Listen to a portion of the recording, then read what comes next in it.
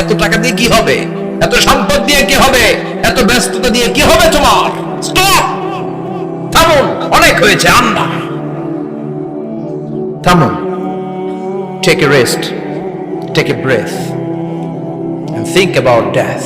Think that you have to go back to your Lord. একটু বসেন না, একটু ভাবেন যে আমাকে চলে যেতে হবে, চলে যেতে হবে। এই কোলাহল, এই ব্যস্ততা, এগুলো থাকবে, থাকবো না আমি।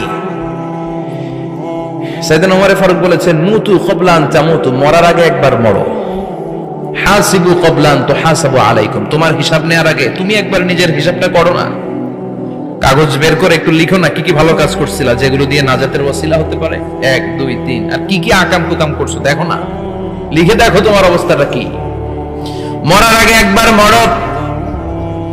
মরার আগে খাটের মধ্যে শুয়ে শটান করে চোখ বন্ধ করে একবার মরার ভান করে দেখেন কেমন লাগে। চোখটা বন্ধ করেন আর ভাবেন আপনি নাই, কি কি হতে পারে ভাবেন। আপনার ছেলেমেয়েরা কান্না জুড়ে দিবে, আপনার প্রাণের স্ত্রী বিলাপ শুরু করে দিবে, বন্ধু বান্ধবের চিৎকার আর মাতম, স্থানীয় এলাকার মসজিদে ঘোষণা, অমুক এলাকার নিবাসী অমুক ভাই অমুকের ছেলে অমুক দুনিয়ায় নাই। সব আত্মীয়রা চলে আসবে, ফেসবুকে স্ট্যাটাস দেয়া হবে, সবাই সবাইকে জানাবে বিকাল 4টায় অমুক হাই স্কুল ময়দানে আপনার জানাজা। ছুটে আসবে, সবাই ছুটে আসবে আপনাকে শেষ বিদায় দিতে, গুড বাই জানানোর জন্য, আল ওয়াদা, বিদায় জানাতে আসবে সবাই। 4 তাকবীর দিয়ে আপনার জানাজা হবে, অশ্রুসিক্ত জানাজায় আপনার বিদায় হবে। কাঠের খাটিয়ার মধ্যে করে কাঁধে তুলে আপনার কবরে নেওয়া হবে, আগে থেকে খুঁড়ে রাখা কবরটার মধ্যে আপনারে বিছিয়ে দেয়া হবে, বাঁশের কচি দিয়ে তার উপরে মাটির চাপা দিয়ে সব চলে যাবে। ভাবেন না একবার চোখ বন্ধ করে, this is the circle of life, this is the nature of life. এটা সবার হবে, আমার হবে, আপনার হবে। এত মায়া, এত ভালোবাসা ওই যাবে, কেউ থাকবে না। সবাই আপনার অন্ধকার কবরে রেখে দিয়ে চলে আসবে। উপরে বাঁশের কঞ্চি, তার উপরে মাটির চাপা, অন্ধকার আর অন্ধকার। এই অন্ধকার যেন শেষ হতে চায় না, শুধুই অন্ধকার, ঠিক কিনা? এজন্য আমাদের চলে যেতে হবে। দাদা গেল, চাচা গেল, মামা গেল, আমাদেরকেও যেতে হবে, জোরে কোন ঠিক কিনা? একদিন মাটির ভেতরে হবে ঘরে মন আমার, কেন বন্ধ দালান ঘর, প্রাণ পাখি উড়ে যাবে পিঞ্জর ছেড়ে,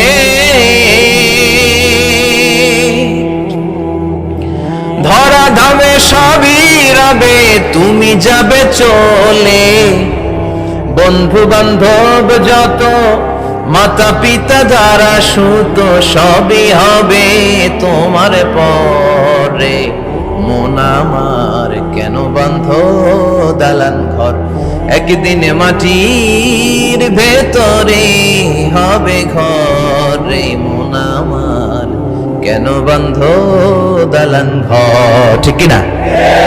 সব করে থাকবে, চলে যেতে হবে আমাদেরকে। এজন্য আখিরাতের কথা যেন আমাদের স্মরণ হয়। বিষ্ণুই বলতেন, নাহাইতুকুম আন জিয়ারাতিল কুবুর, আমি তোমাদেরকে কবর জিয়ারত করতে আগে নিষেধ করতাম, কিন্তু এখন নিষেধাজ্ঞা প্রত্যাহার করে নিলাম।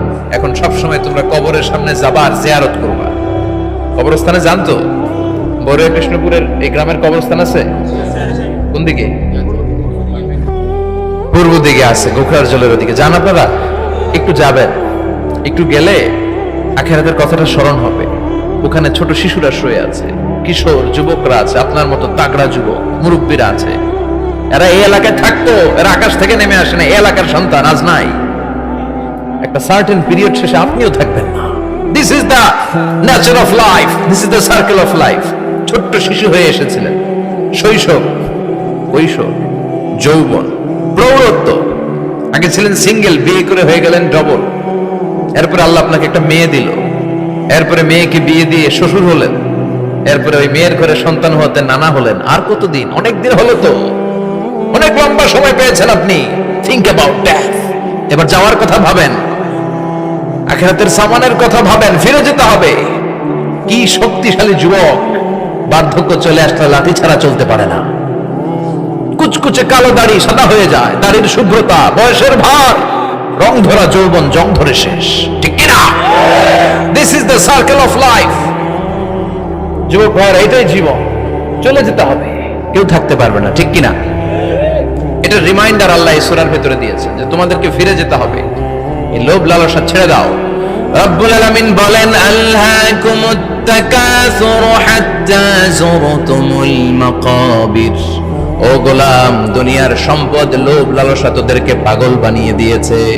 এই লোভ পাগলামি কোনোদিন তোদের থামবে না যতদিন না তোরা কবরে ঢুকবি, ঠিক কিনা? কার কথা? আল্লাহ বললেন দুনিয়ার সম্পদ আর লোভ আর মোহে তোমরা গাফেল হয়ে গিয়েছো, আখিরাতের কথা বেমালুম তোমরা ভুলে গিয়েছো। কিন্তু আখিরাতে তোমাদের যেতেই হবে, কবরের বাড়িতে তোমাদের ঢুকতেই হবে, ঠিক কিনা? যেতেই হবে, আমরা ভুলে যাই। আলহাকুমুত তাকাসুর, অতিরিক্ত পাওয়ার লোভ, বেশি বেশি খাওয়ার লোভ, বেশি বেশি জমানোর লোভ মানুষকে গাফেল বানিয়ে দিয়েছে। এটা মানুষের স্বভাব, আরো চাই আরো চাই, এই স্বভাবটা আছে না নাই? দেখবেন ছোট বাচ্চারা মসজিদের দোয়া অনুষ্ঠান শেষে জিলাপি দেয় না? বড় কৃষ্ণপুর কি দেয়? আগে বাতাসা দিত না, এখন কি দেয়? জিলাপি দেয়, মিষ্টি দেয়। তো মসজিদের 2-3 গেট থেকে যদি দেয়, ছোট বাচ্চারা দেখবেন এদিক দিয়ে কয়েকটা নিয়ে আবার ওই গেটে লাইন ধরে। ওর হাত হলো ছোট হাত, ওর হাত ভর্তি জিলাপি, আর নেওয়ার জায়গা নেই, এরপর আরেক জায়গায় লাইন ধরছে, আরো লাগবে আরো লাগবে, এই আরো আরো আরো চাই। এই স্বভাবটাই মানুষকে কুড়ে কুড়ে শেষ করে দিয়েছে। এত লাগবে কেন তোমার? চাহিদার কোনো শেষ নাই, unlimited demand of human being. যার আছে বেশি তার চাই বেশি, যার সাইকেল আছে তার হুন্ডা চাই, হুন্ডা আছে তো প্রাইভেট কার চাই, প্রাইভেট কার আছে তো প্লেন চাই, প্লেন আছে তো হেলিকপ্টার চাই, হেলিকপ্টার আছে তো ওইটা চাই, ওইটা আছে তো সেটা চাই, ঠিক কিনা? এলাকার মেম্বার যে হয়েছে চেয়ারম্যান হতে চায়, আছে না নাই? চেয়ারম্যান সাহেব এমপি হতে চায়, আছে না নাই? এমপি সাহেব মন্ত্রী হতে চায়, আছে না নাই? মন্ত্রী সাহেব প্রধানমন্ত্রী হতে চায়, আছে না নাই? কিন্তু এই দেশে সুযোগ নাই। কথা কন, এই দেশে প্রধানমন্ত্রী সিলেক্টেড, 2-3 জনের বাইরে কেউ প্রধানমন্ত্রী হতে পারবি না, ঠিক কিনা? আমার এই জীবনে তো আমি 2-3 জনই দেখলাম। বেগম খালেদা জিয়া, মাননীয় প্রধানমন্ত্রী শেখ হাসিনার ছোট্টবেলা দেখেছি এরশাদকে, আমরা তখন ছোট। তো মানুষের চাহিদার কোনো শেষ নাই, যার আছে বেশি তার চাই বেশি। এজন্য বিষ্ণু বলেছেন উনজুরু ইলা মান হুয়া আসফালা মিন, তোমার চেয়ে যে খারাপ আছে ওর দিকে তাকাও। ওয়ালা তানজুর মান হুয়া আ'লা মিন, তোমার চেয়ে যে ভালো আছে ওর দিকে তাকাও না, তোমার চেয়ে যে খারাপ অবস্থানে আছে ওর দিকে তাকাও। অনেকে নিজের অবস্থান নিয়ে সুখী না, এরকম আছে না নাই? আল্লাহ আমার এটা দিল না রে, ওইটা দিল না রে, পাইলাম না রে, কিচ্ছু হয় না, কি করবো জীবনে, হতাশ। আসলে আছে কিন্তু অনেক, কিন্তু শুকরিয়া নাই, টাকা, ঠিক কিনা?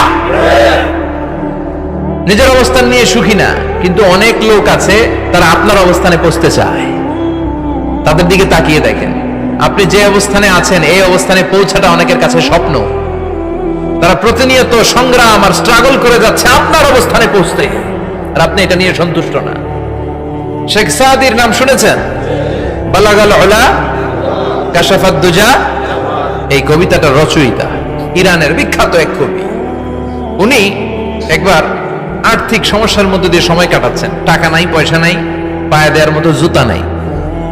উনি খুব দুঃখ পেলেন, হায় রে, আমি ইরানের এত বড় কবি, আমার পায়ে দেওয়ার মতো জুতা নাই।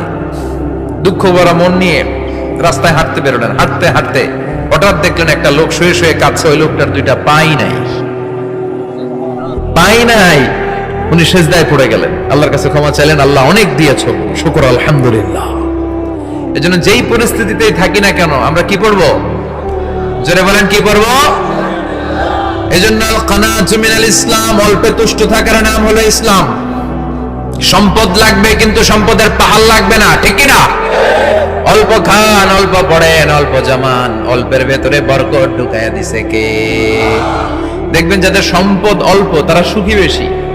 জরিপে এটা দেখা গিয়েছে, অনেক সার্ভেতে এটা এসেছে, যারা সম্পদশালী এরা দুঃখী বেশি, এদের দুঃখ বেশি, টেনশন বেশি। খুব স্বাভাবিক, টাকা যার বেশি রোগ তার বেশি, টাকা যার বেশি টেনশন তার বেশি, টাকা যার বেশি ঘরে শান্তি তার কম।